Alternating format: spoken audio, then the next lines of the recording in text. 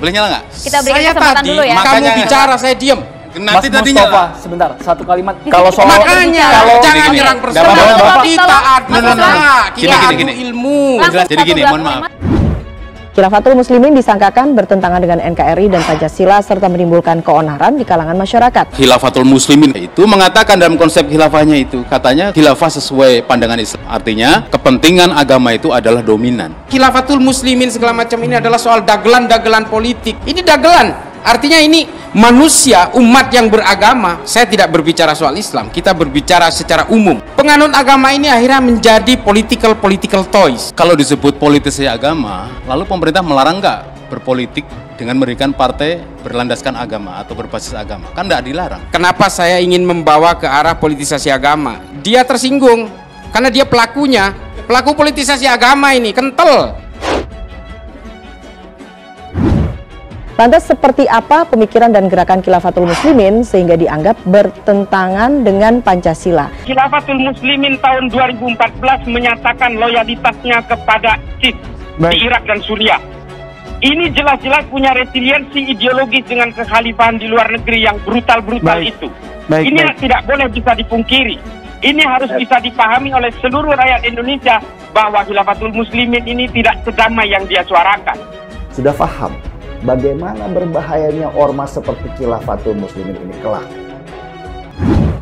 Abdul Qadir Hasan Baraja, pimpinan tertinggi kelompok Khilafatul Muslimin, ditangkap polisi. Ia ditangkap pada hari Selasa, 7 Juni 2022 di Lampung.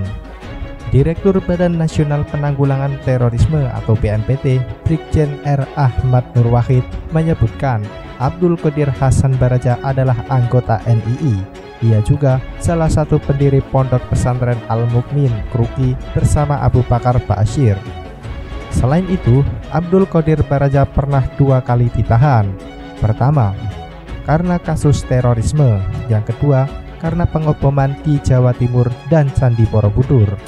Baraja telah mengalami 2 kali penahanan. Pertama, pada Januari 1979 berhubungan dengan teror Warman, ditahan selama 3 tahun. Kemudian ditangkap dan ditahan kembali selama 13 tahun. Nur Wahid menyebutkan kelompok Khilafatul Muslimin memiliki ideologi yang berkaitan dengan gerakan terorisme. Hal tersebut dikaitkan dengan penangkapan NAS, tersangka teroris di Bali. Dampak ideologis, gerakan ini memiliki visi dan ideologi perubahan sistem, dan ideologi perubahan sistem sangat rentan bermetamorfosa dalam gerakan teror. Lihatlah kasus penangkapan NAS, tersangka teroris di Bekasi, yang ditemukan di kontrakannya kardus berisi Khilafatul Muslimin dan logo bordir Khilafatul Muslimin, kata Nur Wahid. Menurut BNPT, Khilafatul Muslimin mirip dengan organisasi teror lainnya.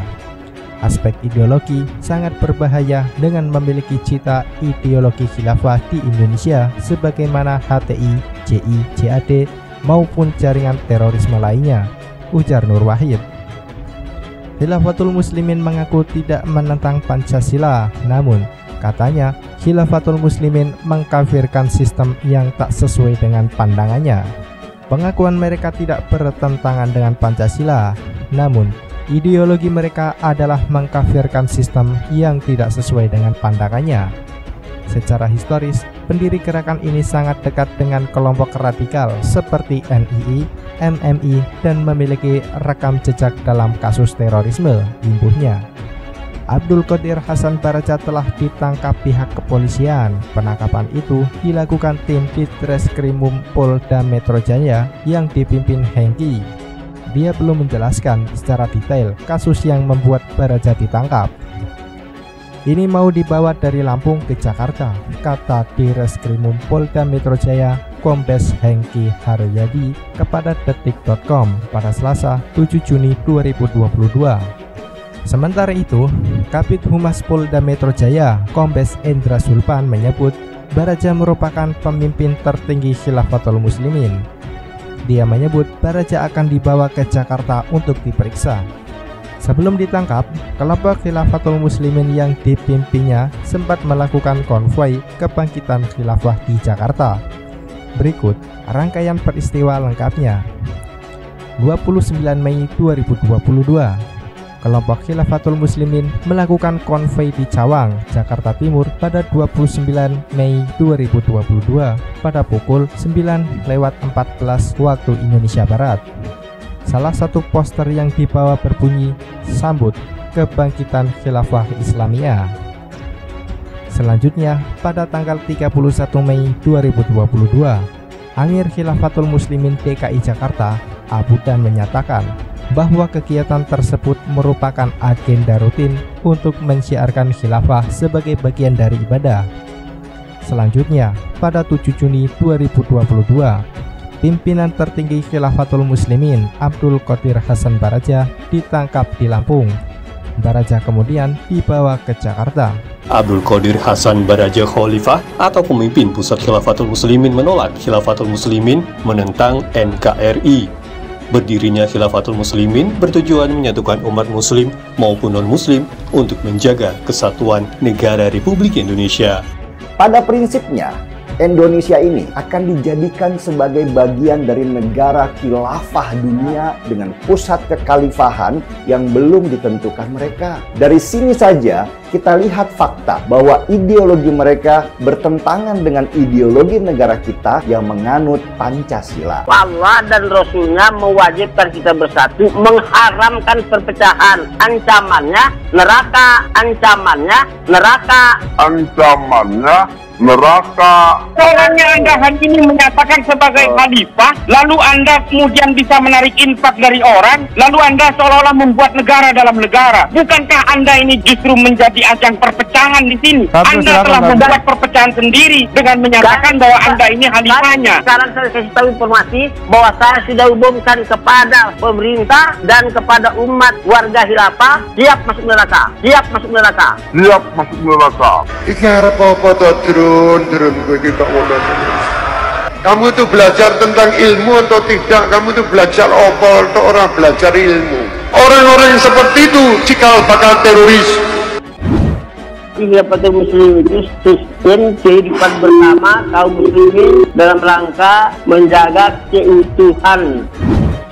Pola semua organisasi yang sifatnya terpisah, segregatif seperti Khilafatul Muslimin ini memang polanya seperti itu semua. Kenapa kita adakan kelompok khilafah lagi untuk mempersatukan umat Islam? Ini yang kemudian memang takiyah seperti ini yang selalu digelorakan oleh kelompok-kelompok separatis yang mengatasnamakan agama untuk ambisi politik. Warga Muslim itu yang muslim dan non-muslim untuk membela tanah air, justru untuk menjaga NKRI kan, baik Kristen maupun Buddha dan lain-lain. Orang munafik, orang kafir banyak juga. Orang Islam, orang Hindu, orang Buddha di sini tidak pernah dirugikan, semua diberi kebebasan dalam beragamanya. Lalu untuk apa Khilafatul Muslimin ini didirikan kalau memang mereka ini tidak mau bertentangan dengan NKRI, tidak mau bertentangan dengan pemerintahan Indonesia, tidak mau bertentangan dengan Pancasila? Ini loh yang menjadi pertanyaan mendasar. Apakah ini kita tahan dulu, ingin membentuk negara dalam negara? Kata Rasulullah, zaman dahulu umat beriman bersatu di bawah Nabi. Lalu siapa yang mempersatukannya? Namanya khalifah. Anda ini sekarang khalifahnya kan? Anda ini didaulat sebagai khalifahnya kan? Anda pikir Anda bisa menyatukan semua umat Islam di seluruh dunia, terutama di Indonesia? Bersatu atau tidak itu masalah lain, tapi usaha itu adalah kewajiban. Allah dan Rasulnya mewajibkan kita bersatu, mengharamkan perpecahan. Ancamannya neraka, ancamannya neraka, ancamannya neraka. Soalnya Anda hari ini menyatakan sebagai khalifah, lalu Anda kemudian bisa menarik infak dari orang, lalu Anda seolah-olah membuat negara dalam negara. Bukankah Anda ini justru menjadi ajang perpecahan di sini? Anda telah membuat perpecahan sendiri dengan menyatakan bahwa Anda ini khalifahnya. Sekarang saya kasih tahu informasi bahwa saya sudah umumkan kepada pemerintah dan kepada umat warga khilafah, siap masuk neraka, siap masuk neraka, siap masuk neraka. Gimana Anda? Enggak. Ini ada yang rancu nih. Khilafatul Muslimin itu adalah gerakan atau ormas yang berideologi takfiri. Jadi mereka mengkafirkan orang lain yang berbeda, mengkafirkan demokrasi, termasuk mengkafirkan negara ini. Khalifah yang untuk persatukan umat itu berhasil tidak berhasil bukan masalah. Maka nabi-nabi sebelum nabi itu gagal semua. Sekarang persoalannya, Anda ini dipilih oleh siapa? Anda ini dipilih oleh siapa sebagai khalifah? Saya mau tanya, siapa yang menjadikan Anda khalifah? Karena sudah berpuluh kali ulama itu kan sudah sampaikan latar belakangnya. Tidak ada yang mau. Terus kalau tidak ada yang mau, kita tidak mau juga. Ya itu kan kata Anda buat becananya, Anda buat Khilafatul Muslimin, lalu seluruh yang ada di dalam Khilafatul Muslimin itu menunjuk Anda sebagai khalifah. Ini kan sama saja. Ini loh, Anda mengatakan atas nama umat Islam di seluruh Indonesia ingin menyatukan seluruh umat, tapi Anda mendaulat diri Anda sendiri, men-setting semuanya seolah-olah Anda khalifah. Kalau Anda mau sensus seluruh orang di Indonesia ini, belum tentu memilih Anda sebagai khalifah.